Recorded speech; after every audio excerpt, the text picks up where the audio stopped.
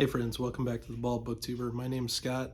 Today we're going to do the mid-year freakout tag, because if there's anything that defines me, it's that I freak out a lot. Alright, so we're going to get started. There are 13 questions in this one, so yeah, let's give it a shot. What's the best book you've read so far in 2022? I've had a lot of wonderful books, but I have continually said and will likely continue to say, although we still got half a year left, Wizarding Glass, book 4 of The Dark Tower has been my personal favorite so far. Continuing on with the journey of Roland and the Quartet, especially learning about Roland's backstory and his love for Susan, a character that we just sort of know from his memories prior to that, and somehow King finds a way to make her very fleshed out, very memorable, someone that you just love. So I love that book, and I had a great time with it. That has been my favorite so far in 2022. What's the best sequel you've read in 2022? I'm gonna go with book 4 of The Sun Eater, Kingdoms of Death by Mr. Christopher Rocchio. This was fantastic. Certainly will be in the hunt for one of my 10 favorite books that I read in 2022, barring any strange happenings. Possible I might like Ashes of Man more, which releases in December. We'll have to see. But he really puts Hadrian through the ringer on that book. And somehow makes the C. Elson that much more disturbing and scary and terrifying. So, fantastic book. If you're not reading The Sun Eater, you're not doing it right. Please get started on that series if you like any of Dune, Star Wars, Gladiator. If you like any of that stuff, Red Rising, if you like ancient Rome, ancient Greece, any of that stuff, you're like, well, Scott, a lot of that doesn't have much to do with each other. Trust me, just trust me. Read the books, would you? That's the important part. Series is great. Okay, new release you haven't read yet, but want to. I don't know that there's anything yet. Oh, check that. There is one thing. Let me actually grab it. One sec.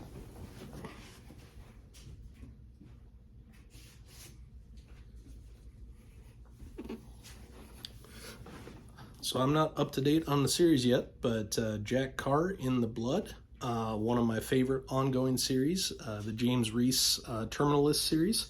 Got this signed by Jack when I got a chance to meet him recently. I am through book 3, Savage Son, which I absolutely loved. I still need to read book 4, The Devil's Hand, first, and then I'll get to In the Blood. So yes, that technically counts. That's a book that is released this year that I haven't read, but really want to. Okay. Excuse me. Most anticipated release for the remainder of the year. So I'm going to cheat. I've got 3 of these and I can't decide between them. So, you get what you get on this channel. So the previously mentioned Ashes of Man, that'll be book 5 in The Sun Eater. Very excited about that. December 8th, I believe, is when that drops, which coincidentally is my 20-year anniversary with my company that I work for. So exciting times. So that's good news. In November, we should be getting The Lonesome Crown, which is book 3 of Brian Lee Durfee's excellent 5 Warrior Angels series. I can't wait to get to that. I love that series, and Brian's great. If you haven't checked out his channel, please do. He's something else. And then we've got Stephen King. The King himself is releasing Fairy Tale this year. And Fantasy King sounds good to me. I hope that there are a lot of Tower connections. I don't know whether there will be or there won't be. I'm not well read enough on King to get probably all of the multiverse tie-ins, but I am excited to read it nonetheless. Definitely can't wait to get to that. So those 3 are the primary ones that I am stoked about for the rest of this year. Biggest disappointments. I don't like to talk too much about stuff that that disappoints me. because I'd rather have the channel be about the stuff that I love, but occasionally things do. And even though I didn't rate it that low, I gave it, 3 Stanley nods, 3 stars. I would say A Memory Called Empire probably was the one that was the biggest disappointment to me, because I had assumed that series and that book would be right up my alley, and it wasn't. It just didn't do it for me. I rated it based on the fact that it was well written, and that I could understand what other people saw in it, but it didn't work for me. And I've chosen to kind of abandon ship, even though it's a duology, and the second book, A Desolation Called Peace, is there. I don't think I'll probably ever get to it. So pretty big bummer, but there it is. Biggest surprise of the year. Kind of doing these off the cuff, obviously. Biggest surprise, probably, I would say, I expected to like this Matthew Corbett series by Robert McCammon. I didn't know if I would love it. Historical fiction is something historically I've not read a lot of, but I'm 2 books in, and this is becoming one of my favorite series ever. I've still got, 6 books to go or whatever, and he just released a new one. So we'll see where the story takes me, but yeah, I'm loving this character. I'm loving this series, and some of my favorite books that I've read this year, and that is a bit of a surprise. Favorite new author, debut or new to you? I'm going to cheat a little bit here. Will I?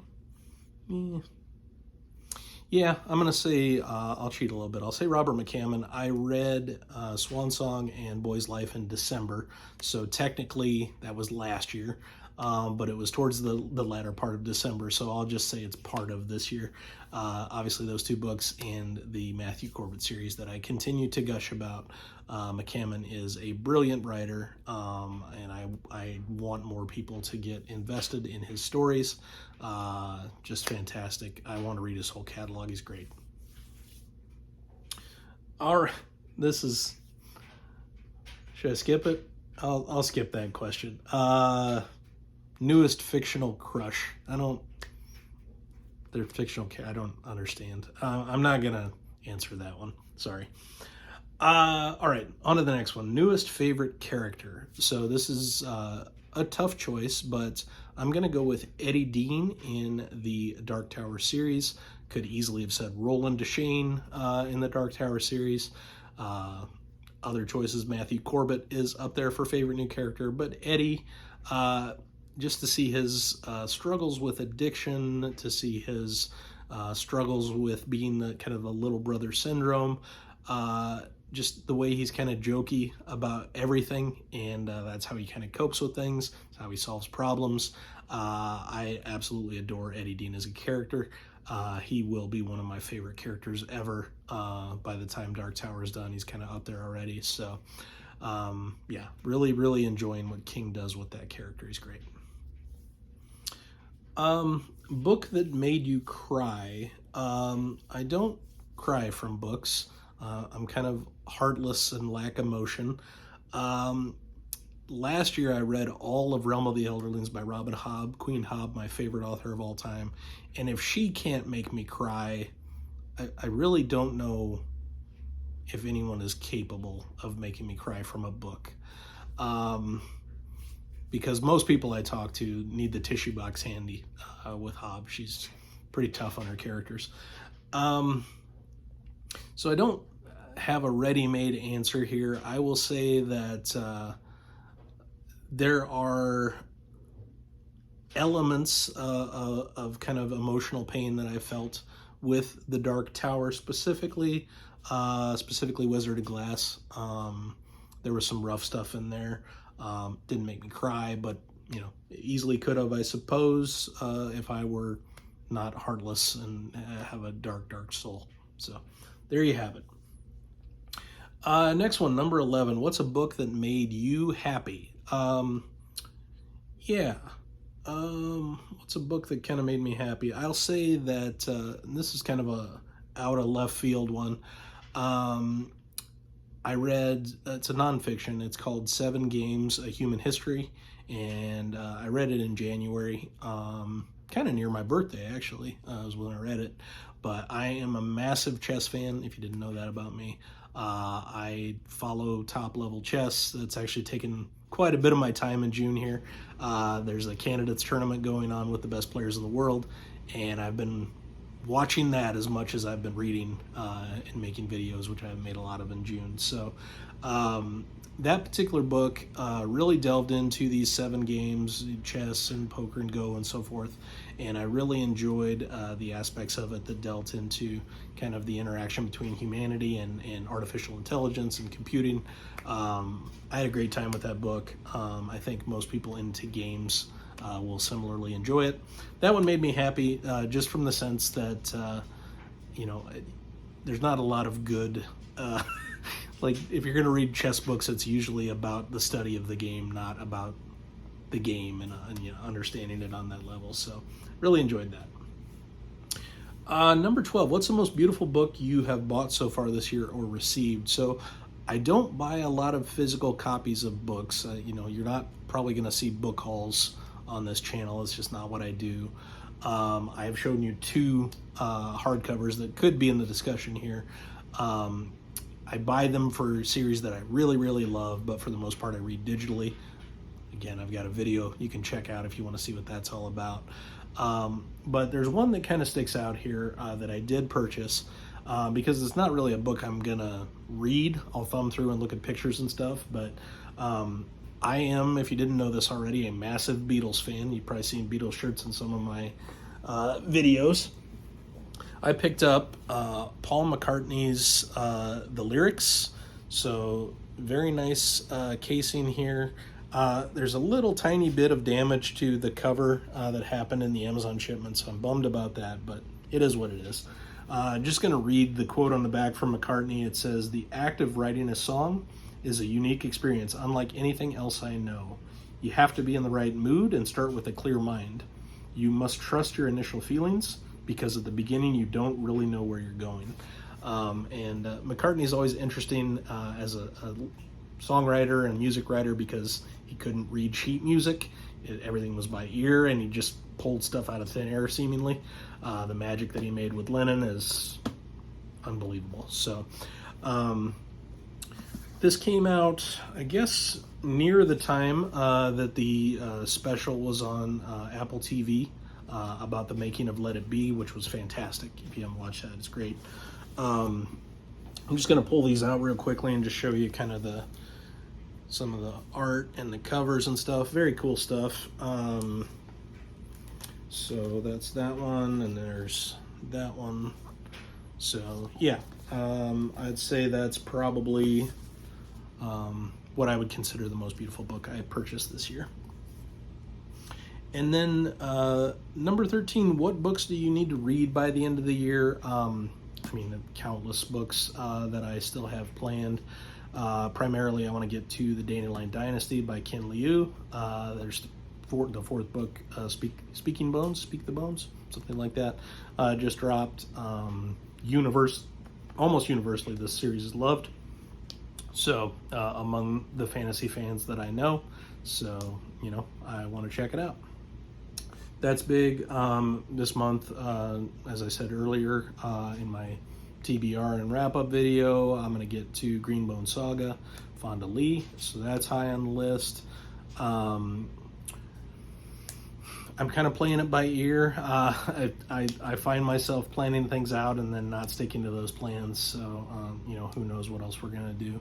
I am going to read all of the Matthew Corbett series for sure, so I have 6 more to go there. But yeah, those are kind of my big plans. And then the final prompt here, what was your favorite video that you made in 2022? And I hope you'll check it out. My favorite video that I made was early on. I made a top 10 fantasy series. I did some fun stuff with hats in that video that you maybe will enjoy, maybe you won't. Yeah, I'm very proud of that video. It's my most watched video. And I got to talk about the books I love, so nothing wrong with that.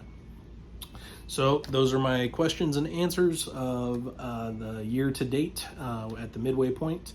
I know most of you have already done this prompt, this tag. If you haven't already, consider yourself tagged.